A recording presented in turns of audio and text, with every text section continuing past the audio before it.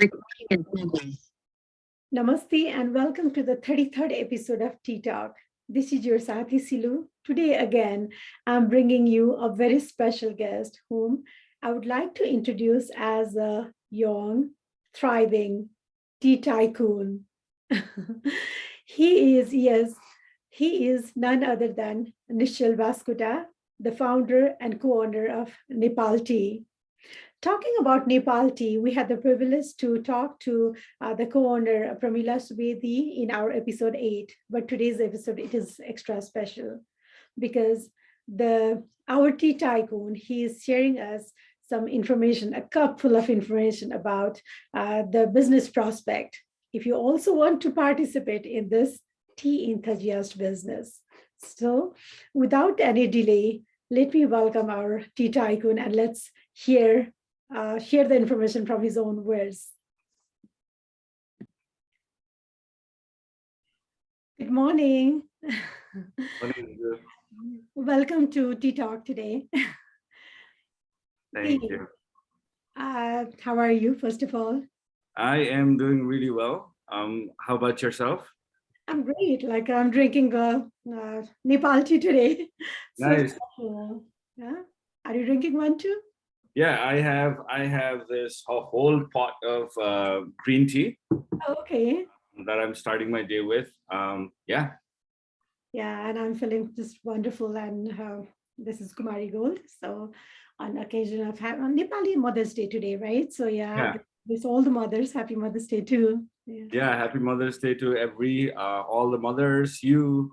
And I guess it's so interesting that you're drinking that tea right now because that tea itself is named after my mother. Is that right? Yeah, so her middle name is Kumari, and that is kind of like a dedication to her because she was the first person who planted the tea bush in our backyard, which has become this farm. So we can talk about this later, but that's the occasion. So you're drinking the perfect tea. This is so much humbled, so much honored. Any naman to your mother. Who planted this tea, and it's right in the cup, and I can feel the fragrance, and yeah, the taste is divine, simply. Okay, tell us, since you are literally born among the fragrance of tea, right? So tell me what tea means to you. That's such an interesting question. And I actually start all of my presentations with the same question to the audience. And it's such an interesting question, and it's very subjective to people, right? Even for myself, the meaning of tea has evolved over the years. I was born in a tea farm, so I literally had that connection, obviously, but it was just a beverage for me for quite a while, until I actually got into the tea industry. After I've gotten into the tea industry and I've seen what my family has done and how a village in Eastern Nepal has been completely transformed because of this leaf, I have categorized, or I think of tea today as a catalyst for social change. And that is what, if I had to describe tea in one sentence, it would actually be a catalyst for social change.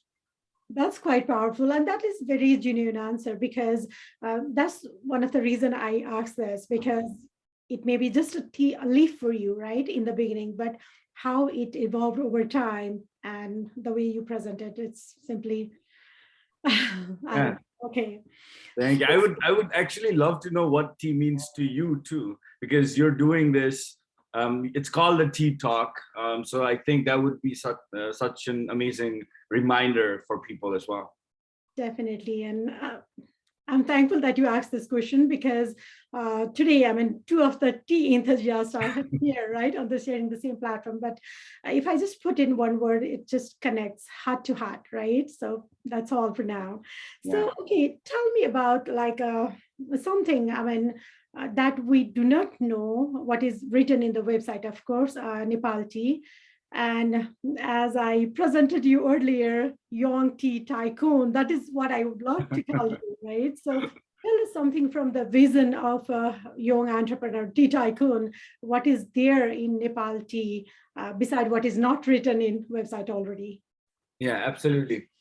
I would see the concept of Nepal tea or in two different ways. Okay. So one is if we just talk about the tea side of things, right? So getting very technical into the tea aspect, Nepali teas are some of the best that you can actually grow in the world.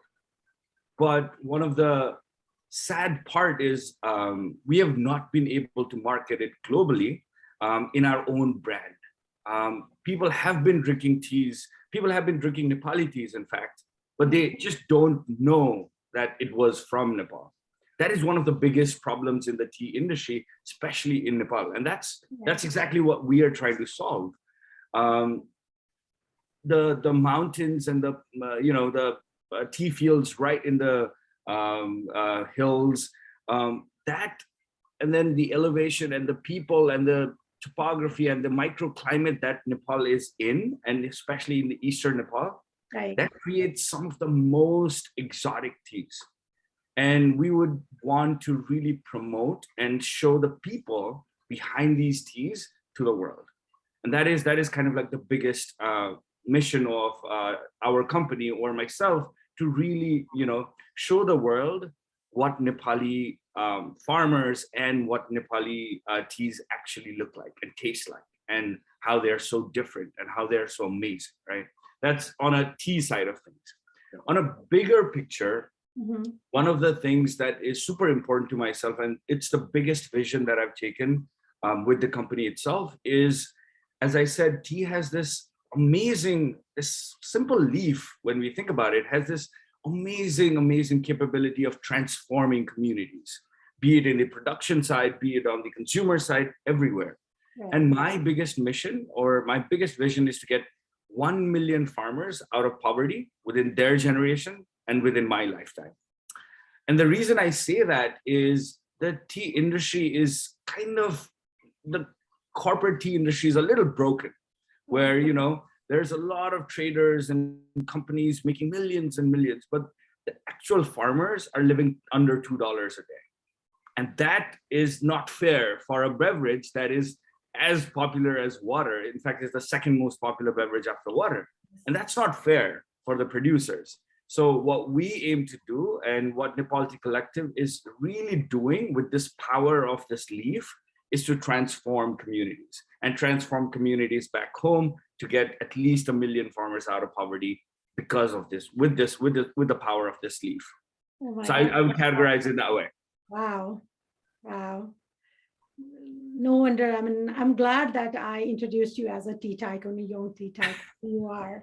Okay, let's go to the business side, because in today's episode, and we are a little bit talking about the initiative towards the vision that you just mentioned. And tell us about the crowdfunding, what it is, like what to expect, what's in it, like A to Z. Sure, absolutely. So crowdfunding, there's different types of crowdfunding in general. There's one which is super popular. It is just really getting power of the crowd Okay. to help, or invest in businesses that you're want to be part of. So I actually started in 2017 with a crowdfunding campaign in Kickstarter. Okay. That was the start of my business. In that time, when I was just getting into the tea industry, there were almost 500 people from all around the world Right. that did not even know me, betted on the idea that I would actually have a business.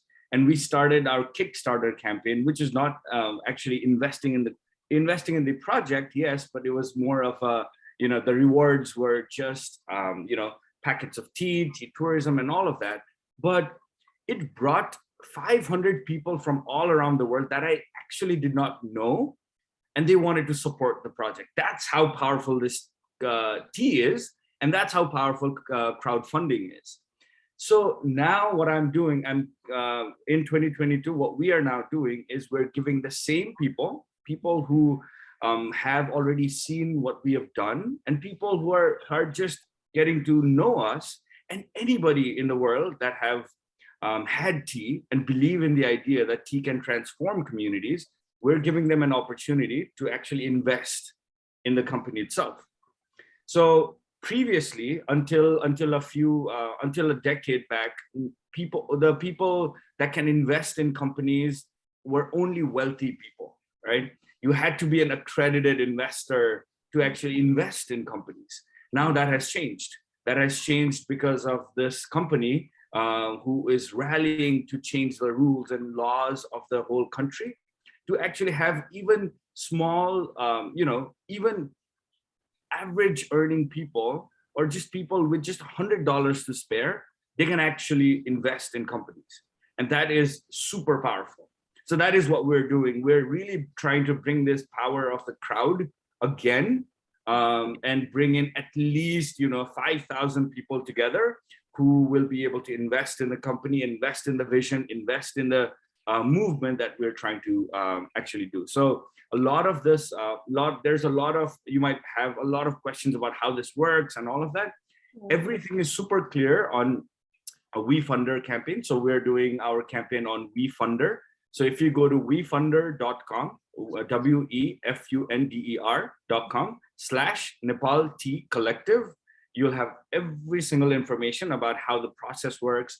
It is as simple as you go in, you see the video, you read about the company, and you just click a button that says invest, and your share will be reserved. So pretty much, if I would have to put it in a simple word, you have already created the, link pretty much, right? Yes. And we'll share that. Okay, that's wonderful. That's wonderful. So you pretty much have explained like why behind all the initiative and like whatever you are doing right now, but I'm so tempted to ask what inspired you, because no wonder, you have done all this for like second generation, now third generation and whatnot, right? But what inspired you to take your business to this very level, connecting so many other people, who cannot afford it, or like in the beginning? So, yeah, one of the things that I've always thought is, I can definitely go to, traditional venture capitalists and traditional investors. And yeah, there are a lot of institutions that are interested in investing also. One of the things that I really believe is that, we are not here just to make profits. We're absolutely not here just to make profits. As I said, we're really here to transform communities with the power of tea. For that, what we have done is we have actually changed the structure of our company. So now we're a public benefit corporation. Oh, okay. So now we are making ourselves accountable to that public statement that we have of empowering farmers in developing countries. So that is our mission, that is engraved in the business model itself. And for that, I am looking for people and investors who share the vision, who are not just in there for the profits, but also the impact side of things that comes with the profits also. So we're really looking at an example of how we can create a business that can actually solve the grassroots problem of poverty, and with power of tea again. So because of that, and how I've seen other companies that have really successfully brought in the crowd, the people together through this campaign, I really am inspired by them. And then one of the biggest reasons I want to do this is connecting the producers to consumers is another one of the biggest missions that we have, right? In today's world, we're drinking tea, we're drinking coffee, all of these different things, but we rarely know who made them, right? We rarely ask the question, oh, where did this come from? Exactly. Or who made it in this other part of the world? So we want to connect them. One of the best ways I've found that I can connect them is, what if the consumers who are drinking the teas are the owners of the company that is connecting them to the producers? And that is simply beautiful in my vision, where wow, the consumers who are drinking the teas are actually investing in a company and owning a company that actually works to bring the freshest teas directly from the farms.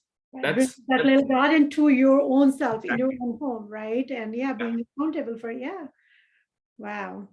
yeah. Wonderful. Thank you. Okay, so any message to the investors who want to be part of this, and also to the entrepreneurs or young entrepreneurs or any generation?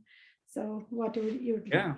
I'd start with the startups or entrepreneurs. One of the biggest lessons or things that I always say is if you want to, and it might be contradictory to some of the people, but when you have this certain spark or this idea, you just need to start building it. That's, You yeah, start. simple as that. Yeah. Yeah, if you do a lot of research and you're so much into kind of understanding if this works, if this doesn't, and you spend hours and hours and hours trying to just think about this idea and kind of do a lot of background research, you'll probably never start. You're going to waste so much time in not getting into the real deal. So if you have something, just start. If you start, you're going to start learning and you're going to create that journey for yourself, which is going to be a self-learning, and you're going to do the research and everything along the way. So don't get bogged down into too much into kind of like doing the research part first. Just start. And I think that's my biggest lessons, and also suggestion for any aspiring entrepreneurs. For the investors, I would really say that this is such an amazing opportunity where you are able to tackle so many different issues Yeah. With just investing in us. We are in the forefront of empowering farmers and getting transforming a community through the power of tea. We're bringing the freshest teas, and also on the other side of things, we're doing our part in the fight for climate change, because with every single order, we're also planting a tea sapling. So we are starting. We have pledged that we will be starting with 10,000 bushes to honor the 10,000 customers that we have already. So we'll be planting 10,000 bushes in the next 2 months in one of our farms to honor them. And with every single new order, we're going to plant one tea sapling every time somebody orders from us. So with that model, we are really in the forefront of working, or a business model that really cares about people, planet, and of course profits. So with all these three things together, yes, with all these three pillars together, it's the perfect opportunity to invest. So I'd really welcome any and all investors from any spectrum to take a look at our campaign and go to our WeFunder campaign to invest. Of course, and I'll be sharing more of this as well, but I'm just simply like, my mind is simply, oh my God. Okay, tell me, if there is any hobby apart from tea, who is still outside this all tea ideas, concept, and the work that you are doing actually? Yeah, so I'm always fascinated with stories. A lot of the stories and storytelling is, again, it ties up to my whole company and the people and all of that. I read a lot. And the things that I read is stories of people.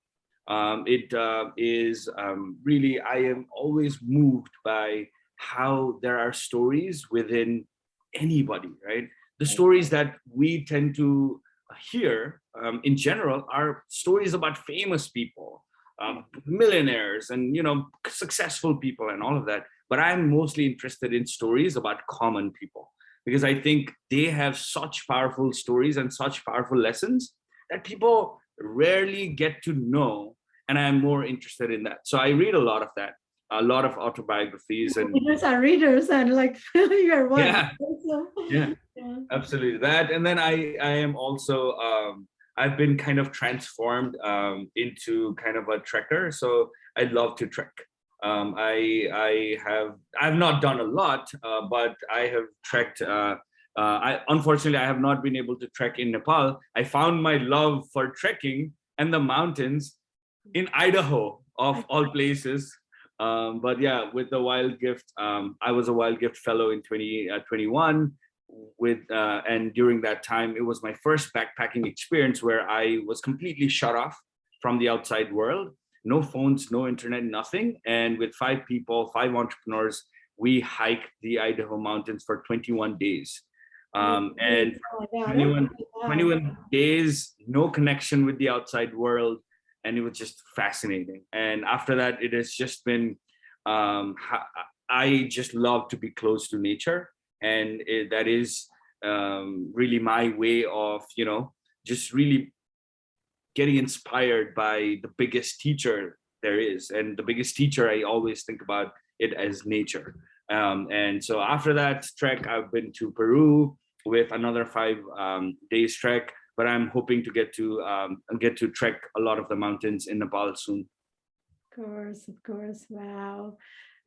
Talking about the hiking and mountains, yeah, mountains always fascinate me as well. And last year in July, I mean, I got an opportunity to, and I actually decided to spend 1 month in the mountains of Colorado. Did so much hiking and Nice. whatnot.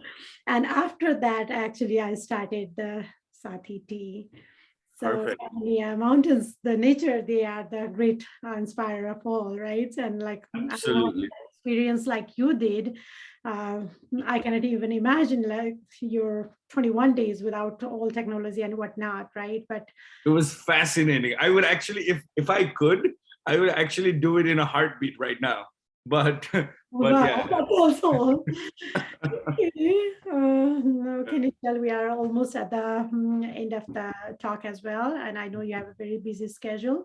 And it is interesting day that today is the last day of April Financial Literacy Month, and all the Mhm. initiative that you are doing and all the work you are doing, that's simply powerful. I don't know. I cannot choose any other better word. So, is there anything that you want to share that I forgot to ask?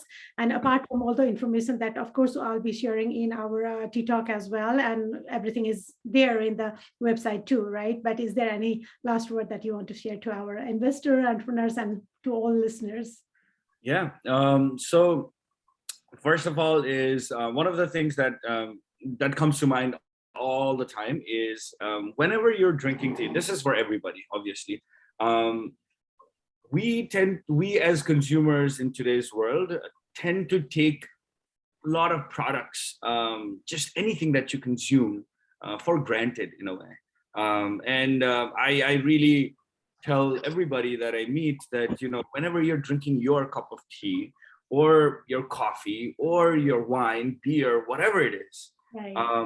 any form of drinks or any form of food, just ask this question to yourself: where did it come from? And That's that, one for me too. I've been guilty, but yeah, this is a yeah, major takeaway for me too. Yeah. yeah, as Okay. soon as you start asking that question, what it does is it really forces not just you to think, where did that product come from, but also it allows the shop that is selling that to you to ask that same question to their wholesalers. They start asking that same question to their, bigger importers. And that chain really helps, because at the end of the day, that one question from all of these consumers, when they start asking that question, that eventually forces all of the big businesses and all of the, makers of all of these products to really understand who their makers are and really value them and bring their stories forward.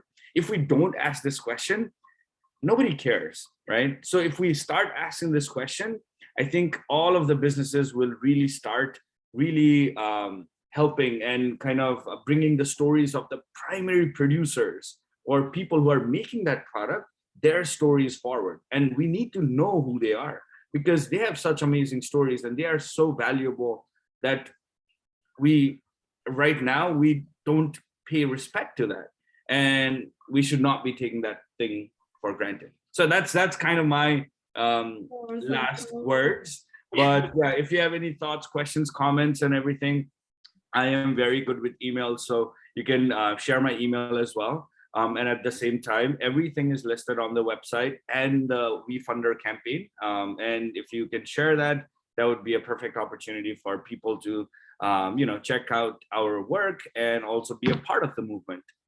Right, wonderful. And with your final word, I mean, I would like to share this too, especially like in Dallas, like DFW community, right? Also Metroplex, and to all the investors, interested people, and not only here in Dallas, but everywhere who are listening to our Tea-Talk today.